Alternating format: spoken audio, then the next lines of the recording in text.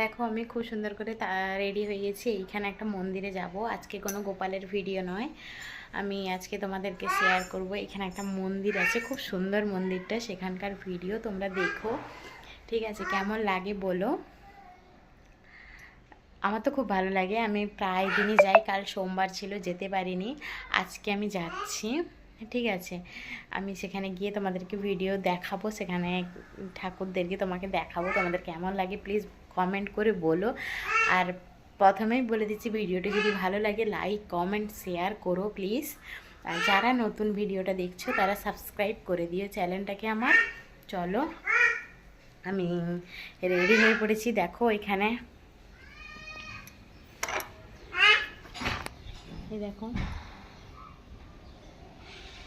আমাদের শানিবাবুও রেডি হয়ে গেছে। চলো সেখানে গেলে আবার তোমাদেরকে দেখাবো।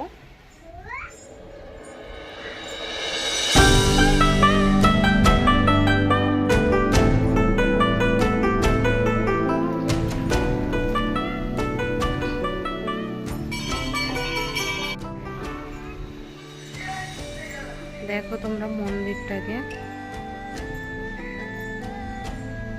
এই যে আমাদের শানিবাবু একা একা মন্দিরের ভিতরে হেঁটে হেঁটে চলে যাচ্ছে। তোমাকে আমি ভেতরে গিয়ে তোমাদেরকে ভালো করে দেখাচ্ছি। বন্ধুরা, নবগ্রহ আছেন, নবগ্রহ দেবতারা। তো এখানে দেখো, তোমাদেরকে ভেতরে গিয়ে আমি দেখাচ্ছি।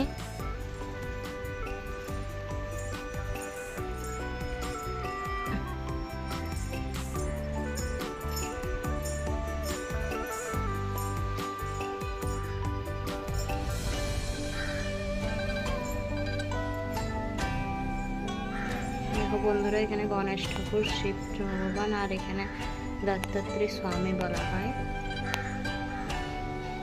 দেখেছো তোমরা, দেবী মা আছেন। আমি অবশ্যই দেবী মার নাম জানি না, দেখে নাও তোমরা। কেউ চিনে থাকলে এই দেবী মাকে আমার নামটা কমেন্টে বলো। নন্দী মহারাজ আছেন,